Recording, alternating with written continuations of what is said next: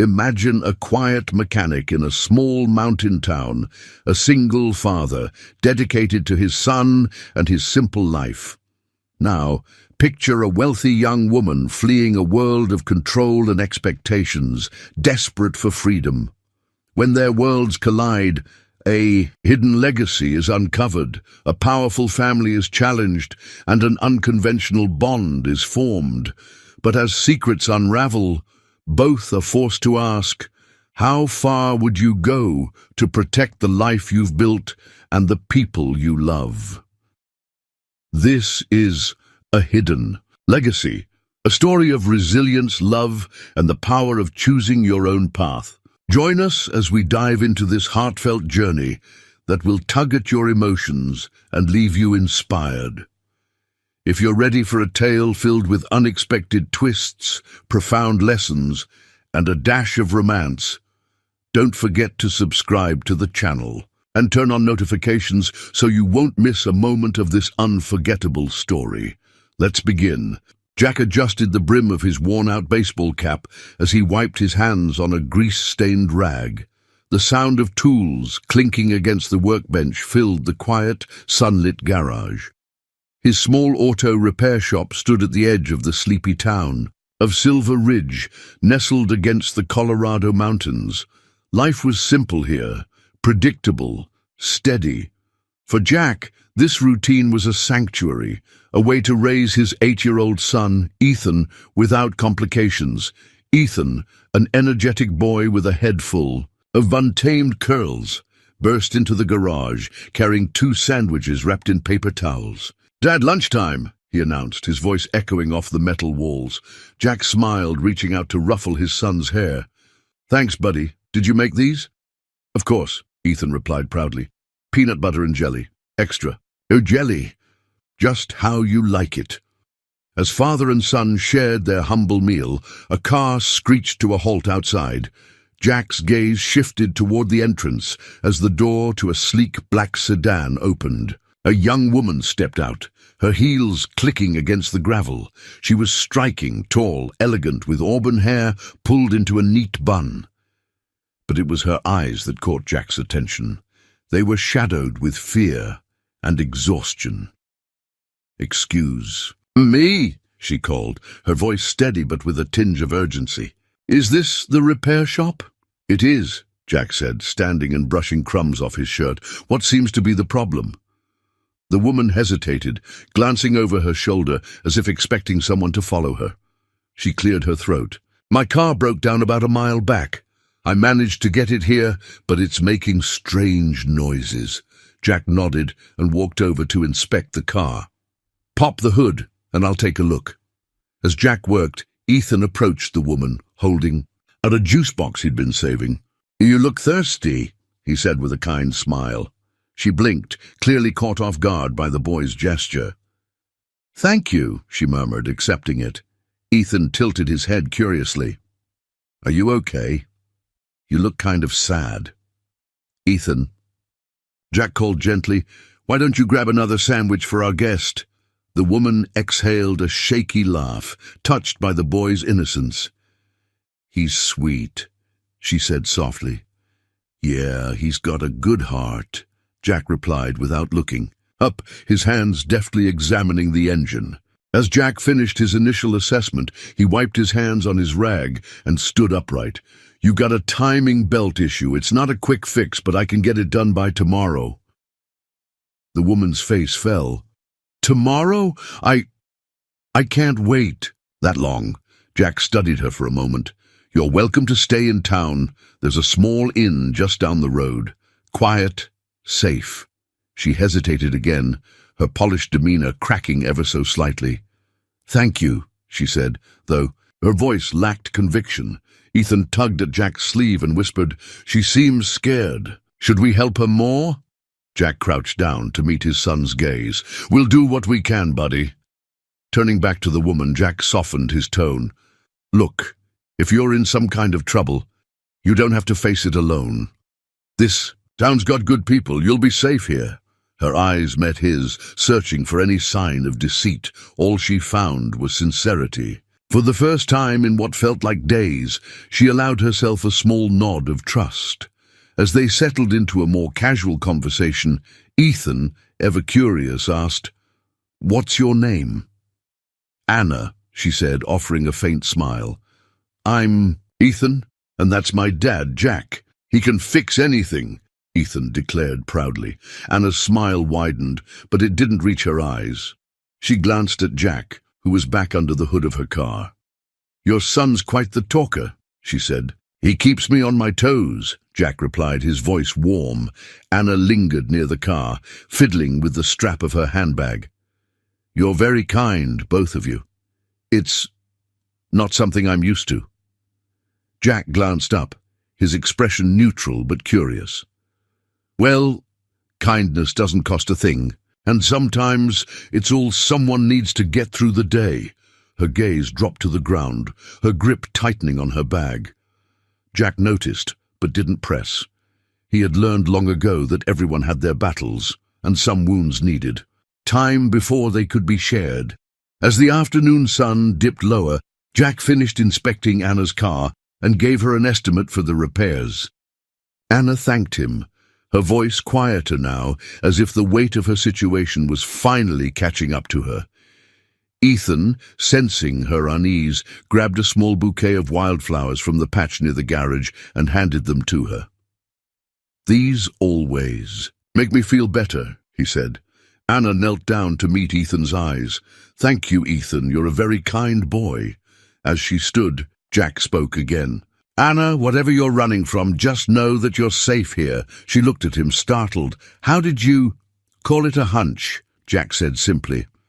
As Anna walked toward the inn Jack had suggested, she glanced back at the garage. Jack and Ethan were still there, Ethan waving enthusiastically while Jack gave her a small nod. For the first time in days, Anna felt a flicker of hope, but her heart remained heavy, knowing that the shadows of her past were not far behind. Anna sat at the corner table of the small inn's dining room, her hands wrapped around a steaming cup of tea. The soft murmur of conversation and the occasional clinking of silverware filled the room, yet her thoughts were miles away. Every glance toward the door sent a shiver down her spine. Her heart raced with every creak of the floorboards, her mind replaying the same haunting question: what if they find me here? The warmth of the tea seeped into her fingers, but it did little to calm her. As she stared out the window, the soft patter of footsteps drew her attention. Ethan approached, his grin wide, holding a small notebook and a pencil. "Hi, Anna. Want to see my drawings?" he asked, sliding into the chair opposite her without waiting for an answer. Anna blinked, startled by the boy's confidence, then smiled faintly. "Sure, Ethan, show me what you've got." Ethan flipped open the notebook, revealing crude but heartfelt sketches of cars, mountains, and what appeared to be a tall man with curly hair. "That's my dad," he said, pointing proudly to the stick figure holding a wrench. "He can fix anything," Anna chuckled softly. "He sounds like a superhero." "He kind of is," Ethan replied earnestly. After she went away, Dad did everything for me. He works hard, every day, and never gets mad, even when I mess up." Anna's smile faltered as she caught the faintest flicker of pain in Ethan's voice. "Your mom, she's not around anymore." Ethan shook his head. "She passed away when I was little. I don't remember much, but Dad says she loved us a lot." He paused, studying her intently. "Do you have someone who takes care of you? Like my dad takes care of me?" Anna froze. The question cut deeper than she expected. "No," she admitted softly. "Not really." Ethan tilted his head. "Why not? Everyone should have someone who looks out for them." "It's complicated," Anna replied, her voice barely above a whisper. "My family. They care more about what people think of us than about how we feel." Ethan frowned, clearly puzzled by the idea. "That doesn't sound fair." "It's not," Anna agreed, surprised by her own candor. For a moment she let herself relax, drawn in by the boy's disarming honesty. As they spoke, Jack entered the room, carrying a toolbox and wiping grease from his hands. His gaze softened as he saw Ethan chatting animatedly with Anna. He approached the table, his expression curious but calm. "Ethan, are you pestering Anna?" Jack teased gently. "Nope, we're just talking," Ethan replied, undeterred. "Did you know her family's super unfair, Dad?" Jack raised an eyebrow, his attention shifting to Anna. "Is that so?" Anna hesitated, then nodded. "He's not wrong. My family, they have a way of making decisions for me, whether I agree or not." Jack pulled out a chair and sat down, his presence steady and grounding. "Sounds like a tough situation." Anna sighed. "They've arranged a marriage for me, to someone I barely know, let alone love. It's all about business for them, a way to secure partnerships and expand their influence." Jack didn't react immediately. Instead, he leaned back slightly, his expression thoughtful. "And what do you want?" The question caught Anna off guard. I don't know," she admitted. "I've spent so much time doing what they wanted that I never stopped to think about what I wanted." Jack nodded slowly. "That's not an uncommon feeling, but it sounds like you've already taken the first step by coming here." Anna looked down at her cup, her fingers tightening around it. "It doesn't feel like enough. They won't stop until they find me. And if they do—" Her voice trailed off, heavy with fear. Ethan reached across the table and placed his small hand over hers. "Don't worry. My dad always says problems are like broken cars. You just need the right tools to fix them." Anna couldn't help but laugh softly, despite the tears that threatened to spill. "Your dad's a wise man." Jack smiled faintly, glancing at his son. "He's got a way of simplifying things, doesn't he?" Anna met Jack's gaze, finding a surprising sense of reassurance there. His calm demeanor, paired with Ethan's innocence, made her feel something she hadn't in a long time. "Safe. You're both kind," she said softly. "I'm not used to that."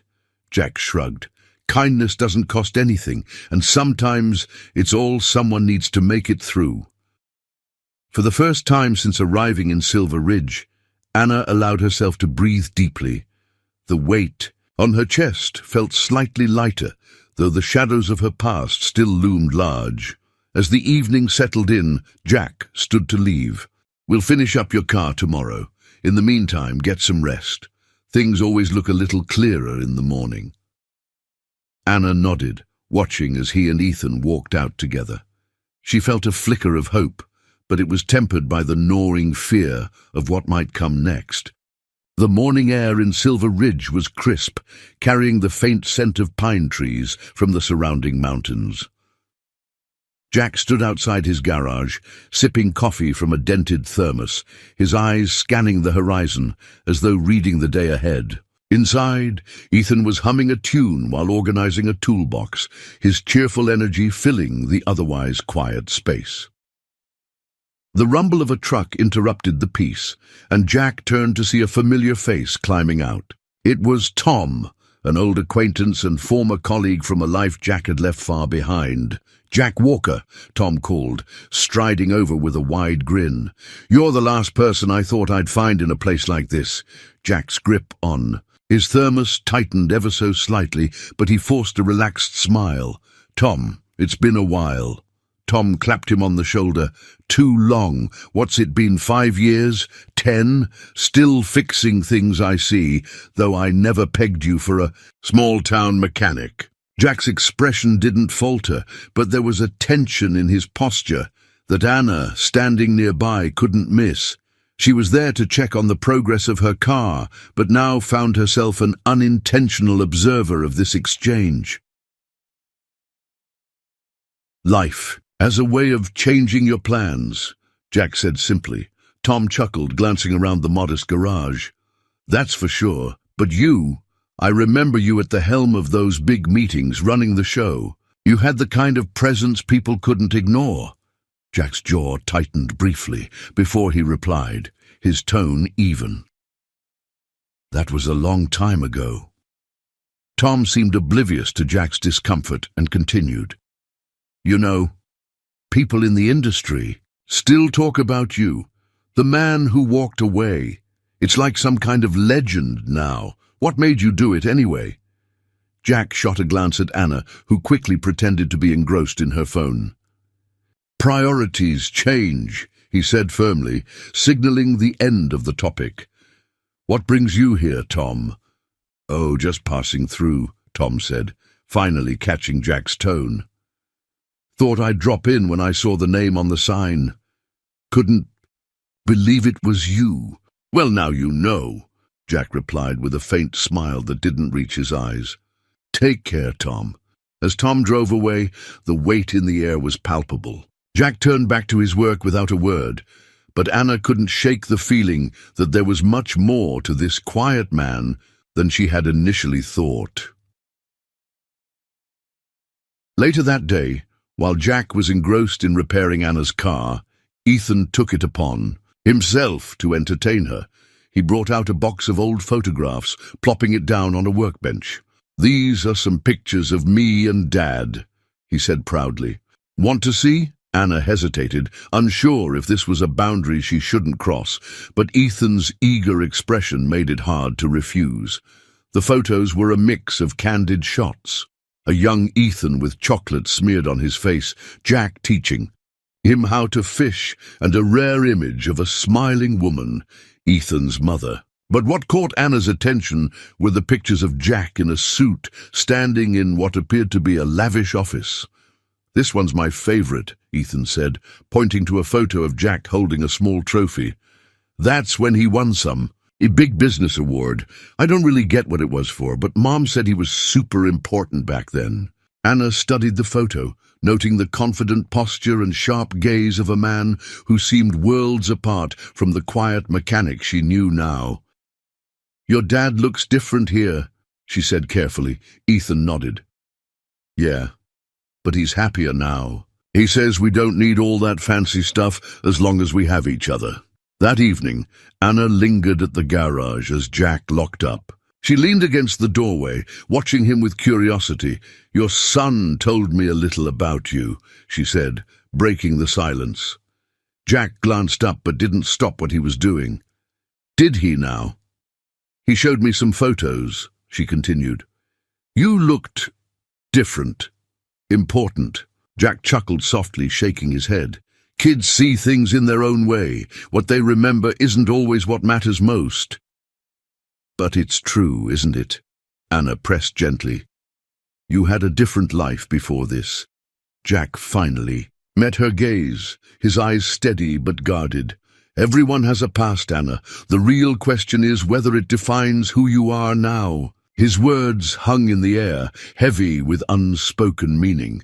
Anna wanted to ask more, but something in Jack's tone made her stop. He wasn't ready to share, and she didn't want to push him. As Anna walked back to the inn, her mind was a whirlwind of questions. Jack's calm demeanor and deliberate words hinted at a story far more complex than he let on. Who was he before Silver Ridge, and what could have driven him to leave it all behind?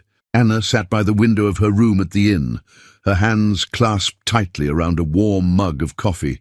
The peacefulness of Silver Ridge had begun to seep into her bones over the past few days, softening the constant tension in her shoulders. But today, unease crept back in. Something felt wrong. She glanced out the window and froze.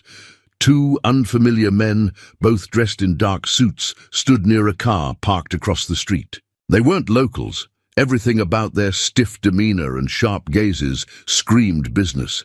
Her stomach churned. She had seen enough of her family's hired enforcers to recognize the type. The Maxwells had found her. Anna's mind raced as she stepped away from the window, her hands trembling. She paced the room, trying to calm herself, but the thought of being dragged back into her family's clutches made her feel trapped all over again. She needed help. She needed Jack. Throwing on her coat, Anna left the inn through the side door, carefully avoiding the men's line of sight. She hurried down the quiet street to Jack's garage, her breath coming in short, panicked bursts. When she arrived, Ethan was outside trying to balance a soccer ball on his knee. He stopped mid-attempt when he saw her. "Anna, you look—" He hesitated, noticing her pale face. "Are you okay?" "I need to see your dad," Anna said, trying to steady her voice. Ethan nodded and led her inside, where Jack was bent over an engine, his sleeves rolled up and grease smudged on his forearms. "Anna?" Jack straightened, immediately noticing her distress. "What's wrong?" "They found me," she said, her voice barely above a whisper. "There are men outside the inn. I think my family sent them." Jack's jaw tightened, and he wiped, his hands on a rag, his movements deliberate. "All right, stay calm. Let's figure this out." Jack closed the garage door, turning to Ethan. "Buddy, I need you to stay in the back and keep an eye on the road. If you see anything unusual, let me know right away." Ethan nodded, his usual playfulness replaced by a focused seriousness. That surprised Anna. Jack turned to her. "Did they see you leave?" "I don't think so," she replied. "I took the side door and came straight here." "Good," Jack said, his tone steady and reassuring. "If they're here for you, they'll probably check the inn first. That gives us some time to act." Anna hesitated. "I don't want to put you or Ethan in danger. Maybe I should just—" "No," Jack interrupted firmly. "You're not going anywhere alone. We'll handle this." Ethan suddenly appeared from the back room, holding a pair of binoculars he had dug out from a dusty shelf. "Dad, I see them. 2 guys in suits looking around the inn." Jack nodded, already forming a plan. He handed Ethan his phone. "Call Mr. Grady at the sheriff's office and let him know we've got some strangers acting suspiciously near the inn. Tell him it might be a trespassing situation." Anna blinked. "You know the sheriff?" "In a town this small, everyone knows everyone," Jack said with a faint smile. "Grady's a good guy. He'll help keep things under control." Ethan, eager to help, dashed to the back room to make the call. His determination and composure in the face of danger left Anna both impressed and comforted. Within minutes, the men from the inn began making their way down the street, clearly searching for Anna. Jack motioned for her to stay hidden behind the counter while he stepped outside, his expression calm but unyielding. "Can I help you, gentlemen?" he asked as they approached the garage. One of the men, tall and broad-shouldered, glanced at Jack before replying curtly, "We're looking for someone, a woman. Have you seen her?" Jack crossed his arms. "A lot of people come through here. You'll have to be more specific. She's about this tall red hair," the other man added, his tone sharper. "We were told she might be staying nearby." Jack shrugged. "Haven't seen anyone like that. This is a quiet town, most. People passing through don't stick around long." The men exchanged glances, clearly unconvinced. "If you see her," the taller one said, "you'd do well to let us know." Jack held their gaze, his voice steady. "And you'd do well to respect the people in this town. We don't take kindly to strangers stirring up trouble." As the men retreated, Jack stepped back inside, locking the door behind him. Anna emerged from her hiding spot, her face pale but resolute. "You didn't have to do that," she said. "Yes, I did," Jack replied. "No one deserves to be treated like a pawn. Not by them, not by anyone." Ethan returned, grinning triumphantly. "Mr. Grady's on his way. He said he'll keep an eye out for anything suspicious." Anna looked between Jack and Ethan, overwhelmed by their willingness to stand by her. For the first time in days, she felt like she wasn't fighting alone. As Anna sat down to catch her breath, Jack leaned against the counter, his expression thoughtful. "This isn't over," he said quietly. "If they've come this far, they'll be back. You need to decide how far you're willing to go to stand up to them." Anna met his gaze, a flicker of determination lighting in her eyes. "I'm tired of running," she said. Anna sat in the garage, watching Jack work on her car. The rhythmic clinking of tools and Jack's steady focus made the space feel calm and safe, a stark contrast to the chaos she had left behind. Yet, a nagging curiosity about Jack's past lingered in her mind, especially after their recent confrontation with the Maxwell men. As her eyes wandered around the garage, something caught her attention. Tucked away on a dusty shelf was an old leather-bound binder with a faintly embossed logo, Walker Holdings. Anna's breath caught. The name was familiar, too familiar. It was one of the largest business empires in the country and a direct competitor to her family's Maxwell dynasty. What was it doing here? She pulled the binder off the shelf and flipped it open, revealing neatly arranged documents, meeting, notes, and photos. One picture stopped her cold. There was Jack, wearing a crisp suit, standing confidently at a podium, his name displayed prominently behind him. Jonathan Walker, CEO of Walker Holdings. "Jack," Anna called, her voice trembling. Slightly, Jack glanced over his shoulder from where he was tightening bolts on her engine. "What's up?" Anna held up the binder. "Is this yours?" Jack froze, the wrench slipping slightly in his hand. He set it down carefully, wiped his hands on a rag, and walked over. Taking the binder from her, he flipped through the pages, his face unreadable. Finally, he looked at her, his blue eyes steady. "Yes," he said simply. "You're Jonathan Walker," Anna said, her voice barely above a whisper. "The Jonathan Walker?" Jack let out a quiet sigh, nodding. "I was, a long time ago." Sensing her disbelief, Jack gestured for Anna to sit. He leaned against the workbench, arms crossed, and began to speak. "I grew up in a world where money was everything," he said.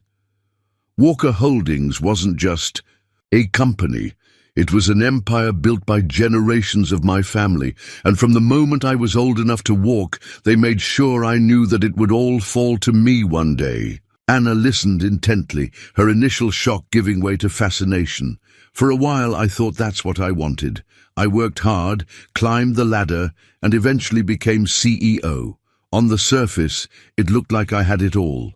Money, power, respect. But the truth? He shook his head, his expression darkening. It was empty. Every decision we made was driven by greed. We didn't care who we hurt, as long as the profits kept rolling in. Jack paused, his gaze distant, as if reliving those moments. The breaking point came when my wife Lily passed away. Suddenly, none of it mattered. I looked at Ethan, barely a toddler, and realized I didn't want him growing up in the same toxic environment that had shaped me. So, I walked away, left it all behind, and came here. Anna sat silently, absorbing Jack's words. The weight of his sacrifice hit her harder than she expected. He had turned his back on unimaginable wealth and power to give his son a better life. "But how?" she finally asked. "How did you just leave?" Jack gave her a small, wry smile. "It wasn't easy. I knew my decision would hurt people, family, employees, investors. But I also knew that staying would destroy me. Walking away was the hardest thing I've ever done, but it was also the most necessary." Anna's thoughts drifted to her own life. The control her family wielded over her, the suffocating expectations. They weren't so different from what Jack had faced. But unlike Jack, she had always felt powerless to resist. "You're braver than I am," she said quietly. Jack shook his head. "It's not about bravery, Anna. It's about deciding what kind of life you want to live and being willing to fight for it." As Jack's story sank in, Anna began to see parallels between his journey and her own. The immense pressure from their families, the expectations to conform, and the fear of breaking free. They were all too familiar. "You made it sound so simple," she said, a touch of bitterness in her voice. "But my family, they don't just let people go. They'll do whatever it takes to keep control." Jack nodded. "So will mine, if they ever find out where I am. But I've learned that their power only works if you let it. They can't control you if you stop playing by their rules." For the first time, Anna felt a flicker of hope. If Jack could walk away from an empire as vast as Walker Holdings, maybe, just maybe, she could find a way out too. "I never thought I'd meet someone who understands," she admitted. "But you've lived it." Jack's expression softened. "You don't have to do it alone, Anna. Sometimes all it takes is one person to remind you that you have a choice." Her chest tightened at his words. It wasn't just the reassurance she needed. It was the belief that she wasn't trapped forever. That night, as Anna returned to the inn, she couldn't stop replaying Jack's story in her mind. It was a revelation that both shocked and inspired her. If he could sacrifice everything for a better life, could she find the courage to do the same? But in the back of her mind, another question lingered. What would happen if her family discovered the truth about the man who was helping her? The peaceful rhythm of Silver Ridge was shattered early in the morning when Anna received an ominous message.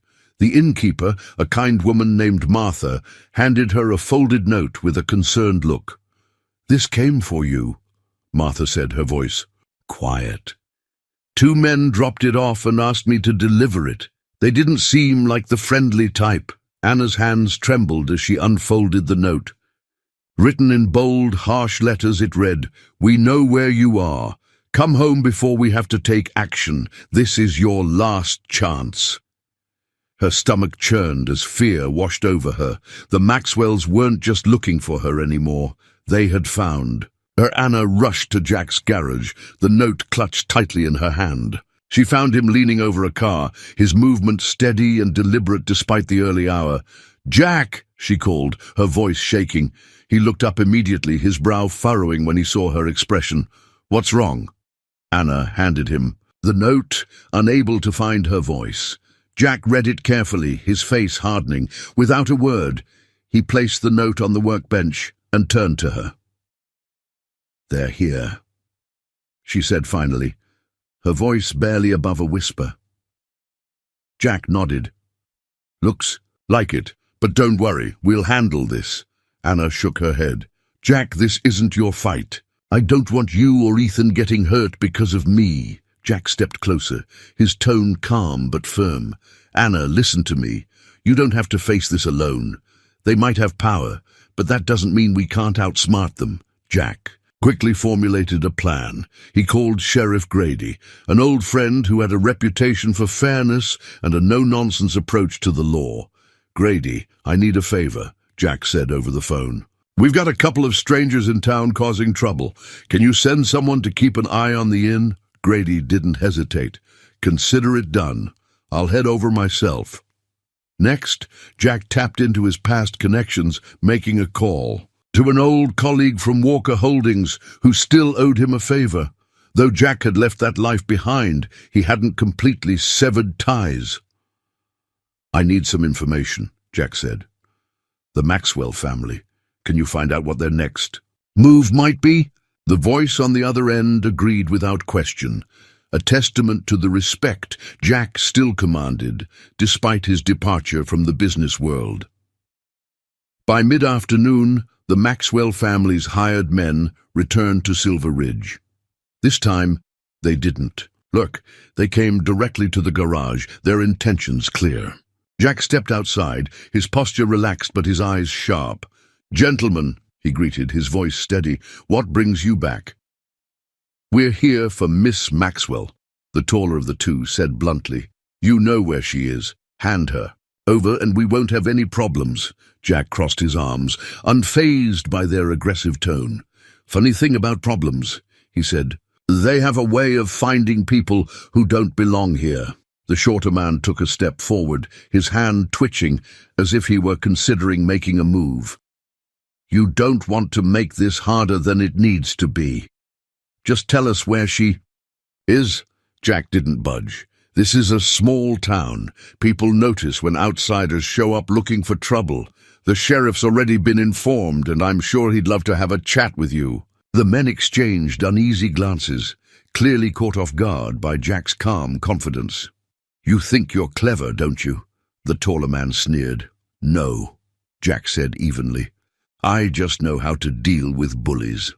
At that moment, Sheriff Grady pulled up in his patrol car, stepping out with an air of authority. "Afternoon, gentlemen," he said, tipping his hat. "Heard there's been some trouble." The men stiffened, their bravado wavering. "No trouble here, Sheriff," the taller one said quickly. Grady's sharp eyes scanned them. "Good. Then you won't mind leaving town now." The hired men exchanged looks, then turned and left without another word. As their car disappeared down the road, Grady turned to Jack. "You've got a way of attracting excitement," he said with a smirk.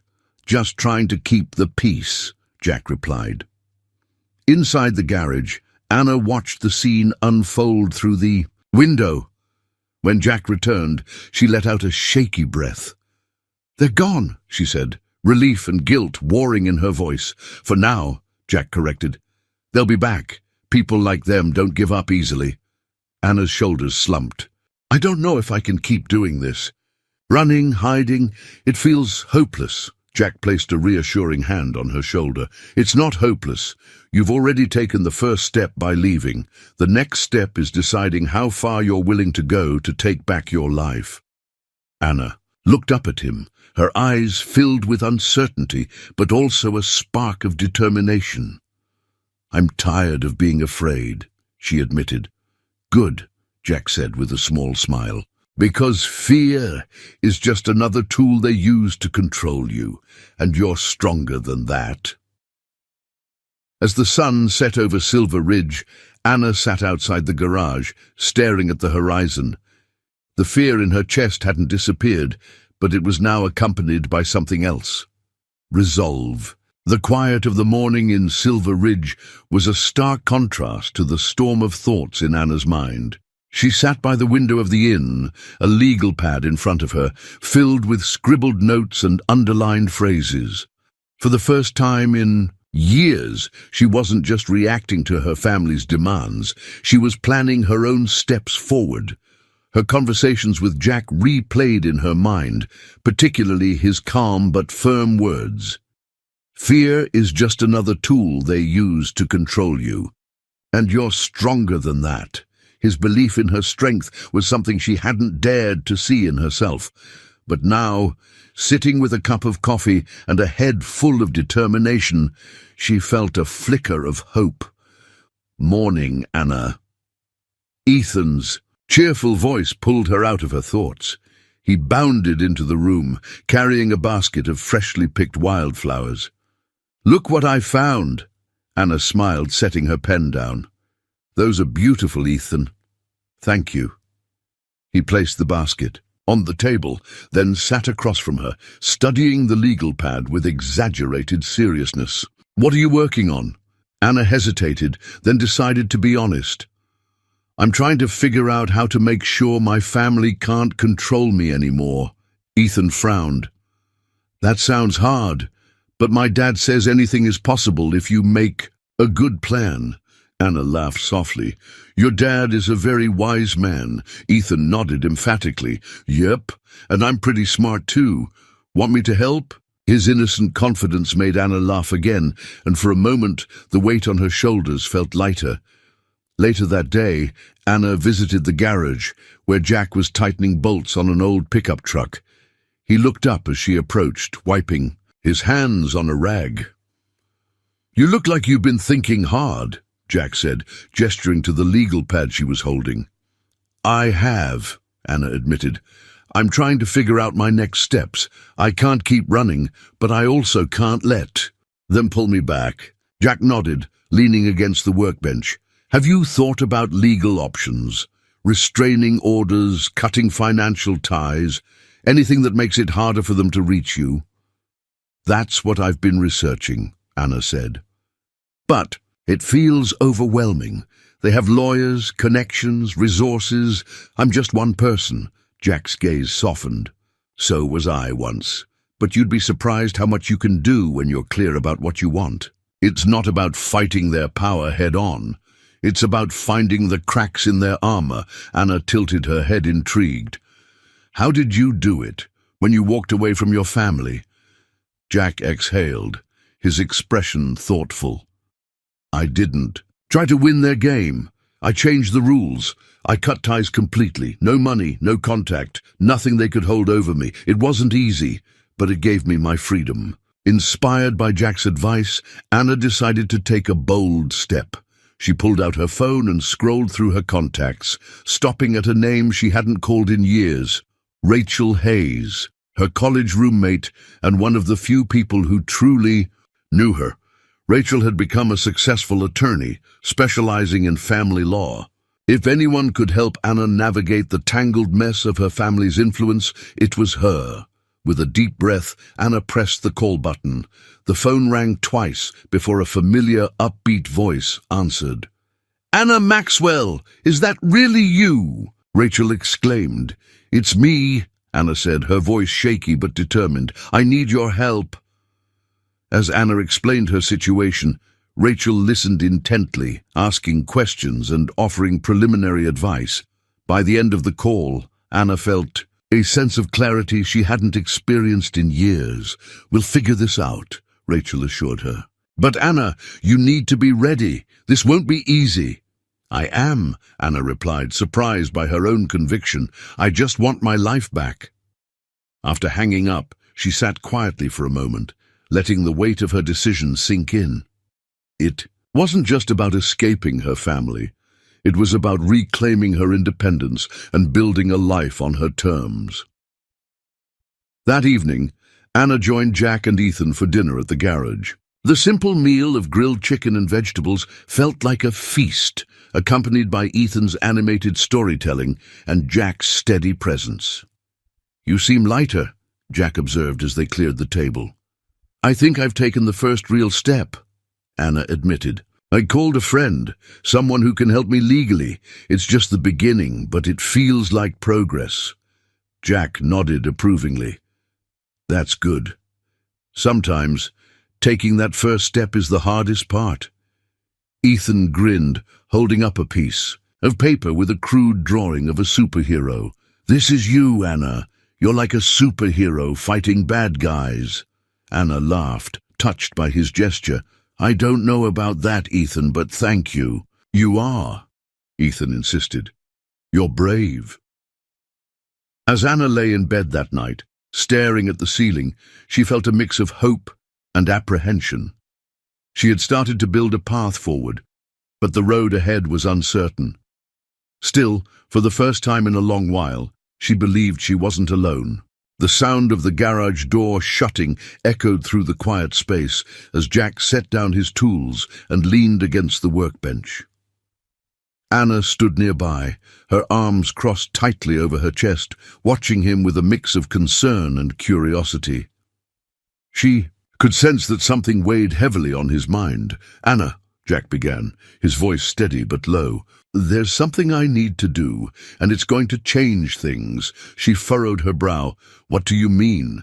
Jack exhaled deeply, as if steadying himself. "The Maxwells aren't going to stop coming after you, not unless we level the playing field. It's time I stopped hiding." Her eyes widened as the meaning of his words sank in. "You're going to step back into the public eye," Jack confirmed. "As Jonathan Walker." Anna shook her head, panic flickering in her expression. "Jack, you've worked so hard to leave that life behind. Why would you risk it now?" "Because it's not just about me anymore," Jack said, his tone calm but resolute. "It's about protecting you, Ethan, and this life I've built. The Maxwells thrive on power and fear, but I have resources they can't ignore. If I reclaim my position as Jonathan Walker, I can challenge them directly." Anna hesitated, the enormity of his decision sinking in. "But won't that put you and Ethan in danger?" Jack offered a faint smile. "It's a risk, yes, but sometimes the only way to protect what matters is to confront the threat head-on." The following morning, Jack made a series of calls. His first was to Michael Porter, a trusted former colleague who had served as his right-hand man during his time as CEO of Walker Holdings. "Michael," Jack said when the familiar voice answered. "It's been a while." "Jack?" Michael sounded shocked. "Or should I say Jonathan? I thought you disappeared off the face of the earth." I did. Jack admitted, but I need your help. There's a situation that requires me to step back into the spotlight. I'm reclaiming my role as Walker Holdings' heir. There was a pause before Michael replied. You know that's going to shake things up, right? The business world hasn't been the same since you left. I'm counting on it, Jack said, his voice firm. But this isn't about business. It's personal. Michael agreed to help, promising to rally support from allies who still respected Jack's leadership. The calls continued throughout the day, each conversation bringing Jack closer to re-establishing his influence. News of Jonathan Walker's return spread quickly through the business world. Former competitors, allies, and even journalists began to take notice. Rumors swirled about why the once reclusive heir had chosen to resurface after years of silence. At the garage, Jack maintained his usual calm demeanor, but Anna could see the weight of his decision in the tension around his eyes. Despite her lingering doubts, she couldn't deny her admiration for his resolve. "Do you ever regret leaving it all behind?" she asked one evening as they sat outside, watching Ethan kick a soccer ball in the yard. "Never," Jack said without hesitation, "but sometimes life gives you reasons to revisit the past. This is one of those times." Anna looked at him, her chest tightening with emotion. "You're doing all of this for me and Ethan. I don't know how to thank you." "You don't need to thank me," Jack said simply. "We're in this together." A week later, Jack made his first public appearance as Jonathan Walker at a high-profile charity gala in Denver. The event was a fundraiser for underprivileged communities, a cause Jack had always supported during his tenure at Walker Holdings. Dressed in a tailored suit, Jack moved through the crowd with the confidence of someone who had never left the world of wealth and influence. But there was a difference now. His focus was clear, his purpose unshakable. Anna, who had accompanied him reluctantly, felt out of place in the glittering venue. But as she watched Jack speak passionately about the importance of using resources for good, she began to see why so many people had once looked up to him. "He's impressive," a voice said beside her. Anna turned to see a man with sharp features and an icy demeanor. Recognition hit her like a bolt of lightning. It was one of her family's representatives.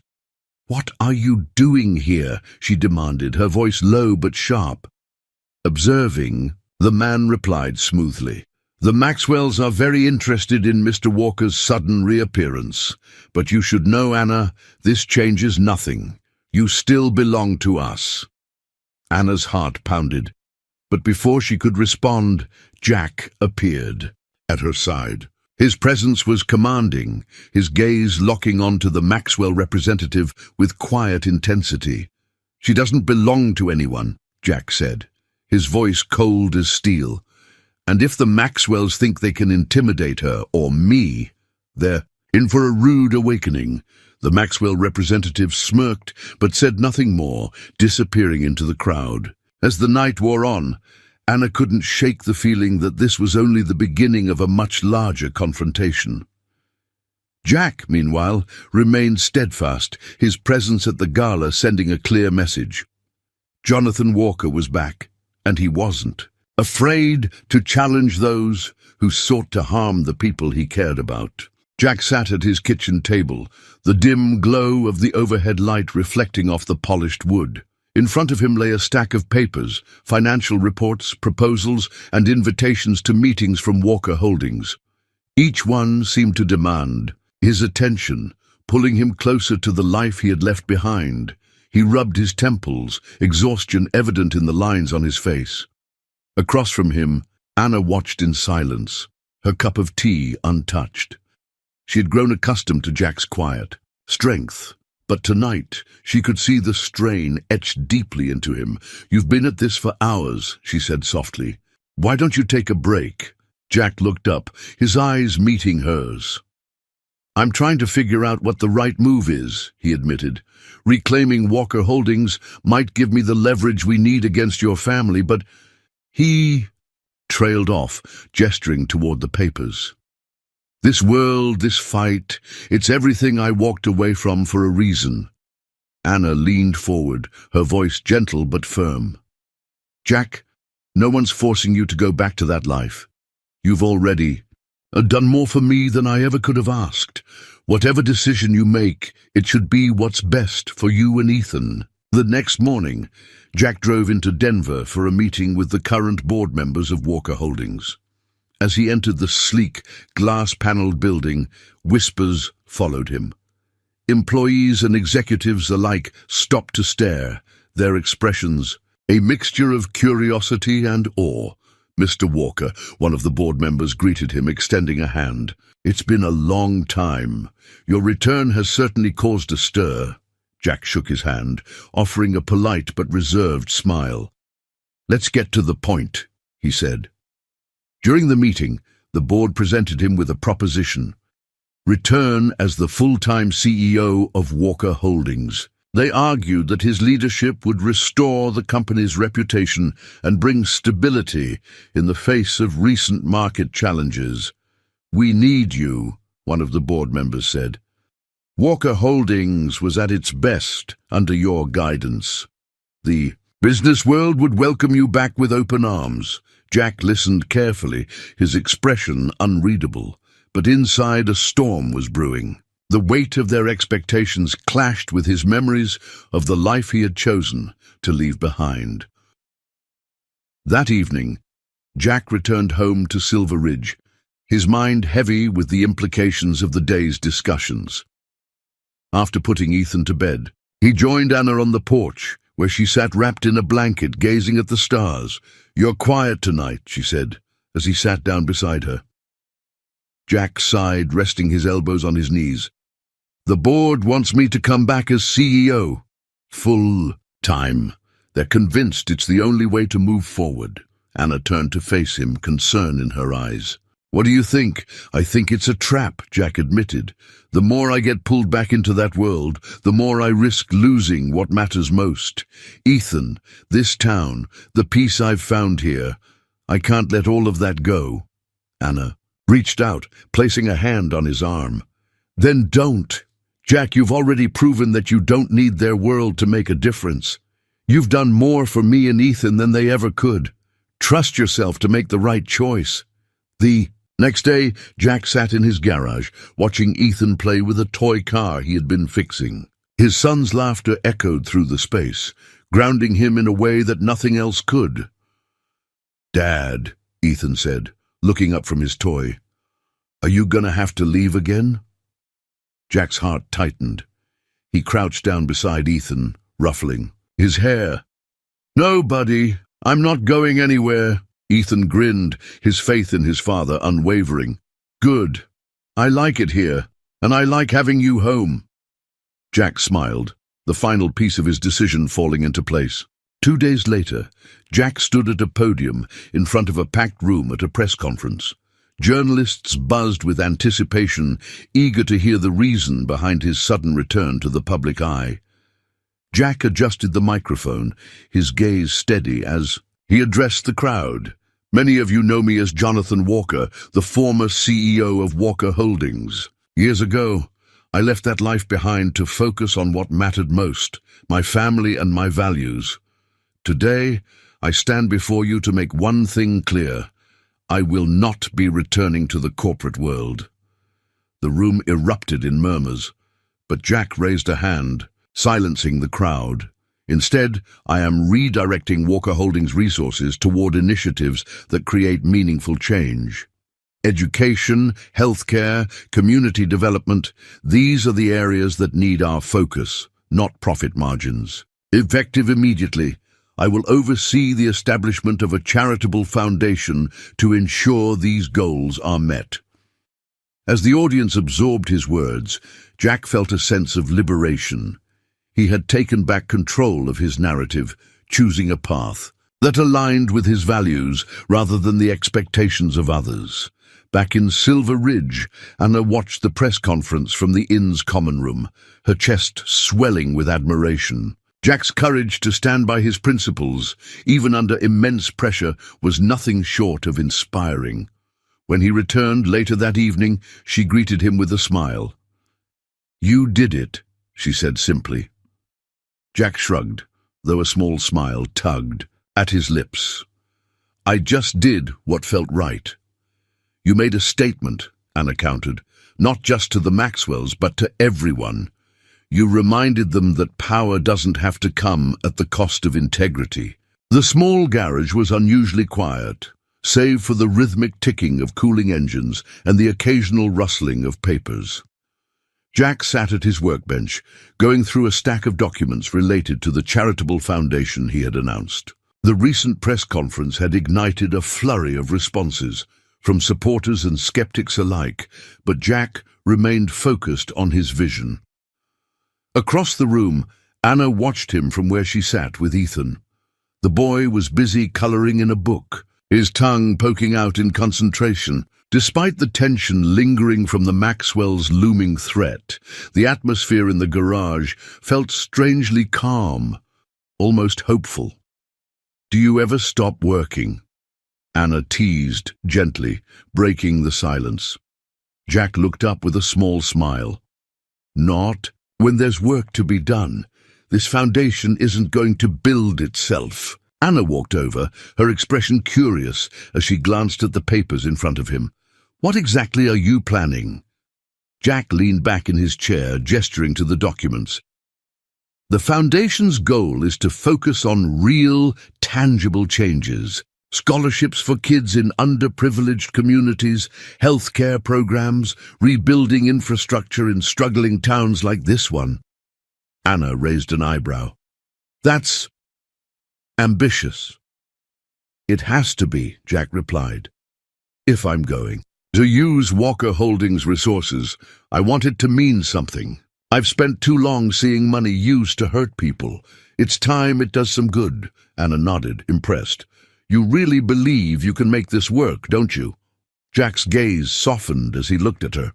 "I believe it's worth trying. Just like I believe you can find your way out of your family's grip. It's not about guarantees, it's about doing what's right." Their conversation was interrupted by Ethan's voice. "Look, Anna." He held up his drawing, a colorful depiction of the three of them, standing in front of a big building labeled Walker Foundation.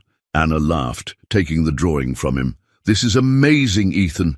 You're quite the artist." Ethan grinned.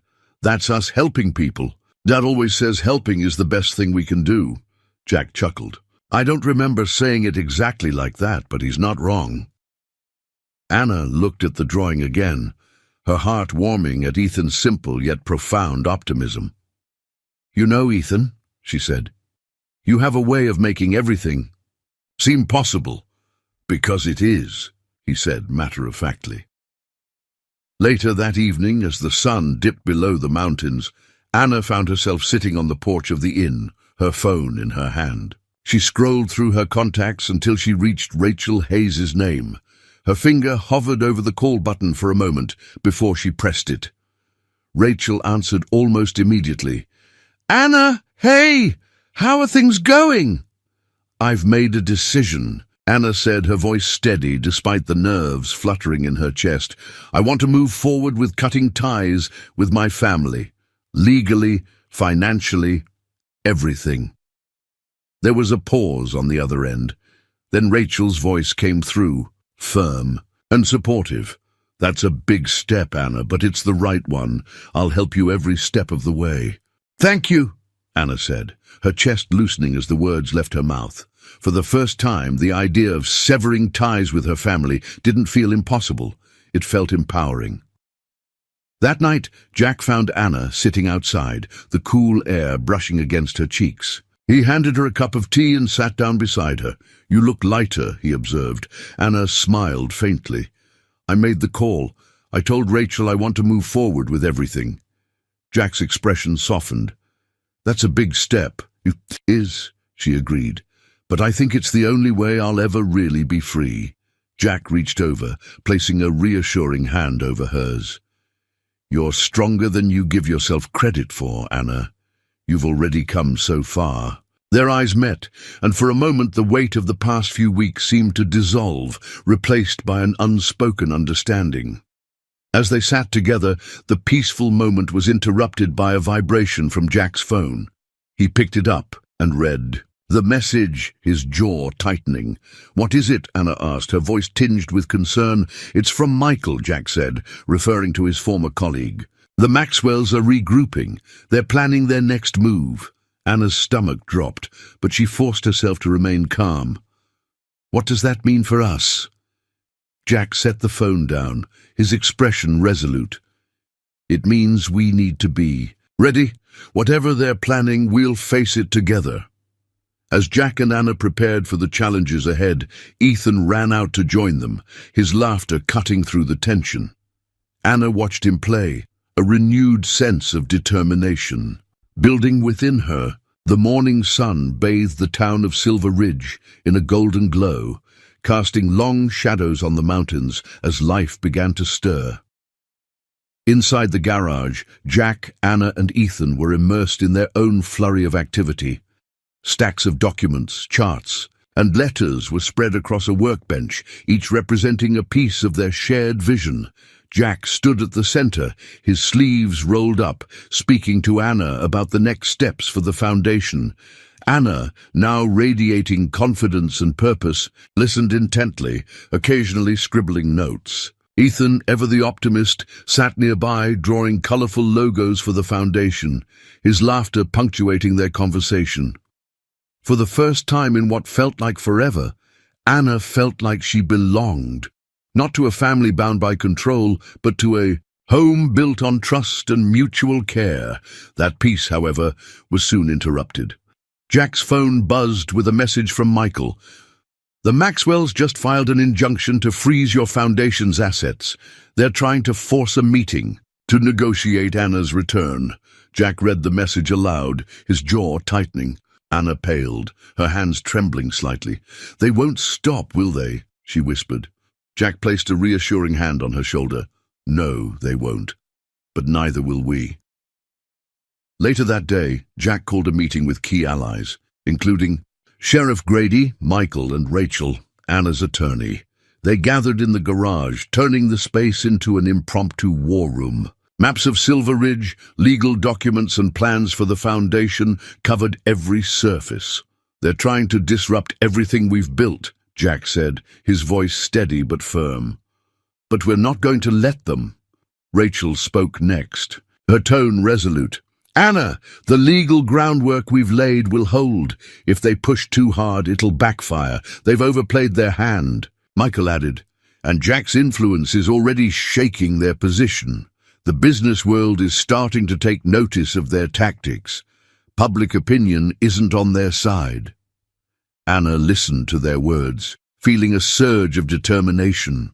She wasn't alone in this fight anymore, and for the first time, she believed they could win.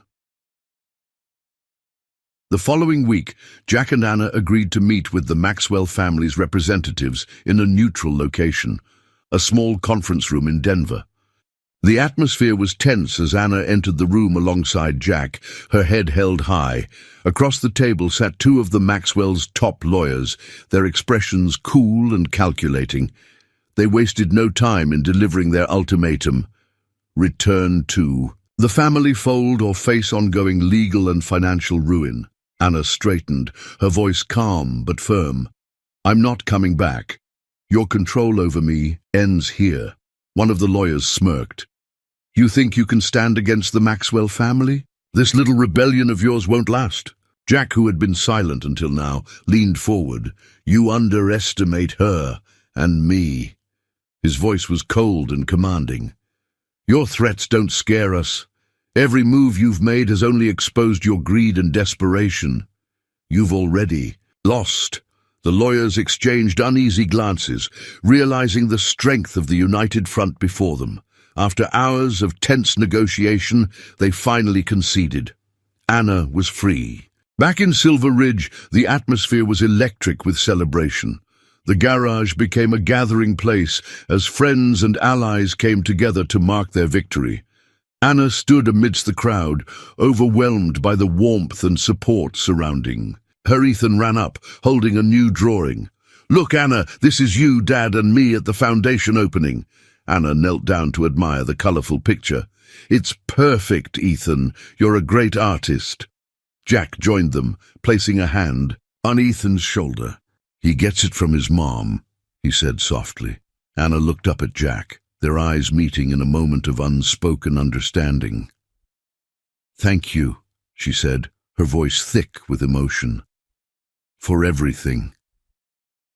"You don't have to thank me," Jack replied. "We're a team now." As the evening wound down, Jack and Anna found themselves alone on the porch, the cool mountain air wrapping around them. They sat in comfortable silence, watching the stars. "You've given me a life I never thought I could have," Anna said, quietly. "A real family." Jack turned to her, his expression tender. "You've given me just as much. You've reminded me what it means to fight for what matters." Anna smiled, a soft laugh escaping her lips. "So, what happens now?" Jack chuckled, leaning back in his chair. "We keep building, one step at a time, and see where it takes us." Their conversation trailed off into a shared smile, their bond deeper than words could express. That night, Ethan sat at his desk, writing a letter to his late mother. His words were simple but heartfelt. "Dear Mom, I wish you could see us now. Dad's building something amazing, and we have Anna with us too. She's like the family we didn't know we were missing. I think you'd like her. We're happy, and I know you'd be proud of Dad. I miss you, but I feel like you're still here with us in a way. Love, Ethan." The next morning, as the sun rose over Silver Ridge, Jack, Anna, and Ethan stood together on the porch, looking out at the horizon. Their future was still uncertain, but it was filled with promise, one built on love, resilience, and shared purpose. This final chapter ties up the major story arcs while leaving room for interpretation, delivering a satisfying conclusion filled with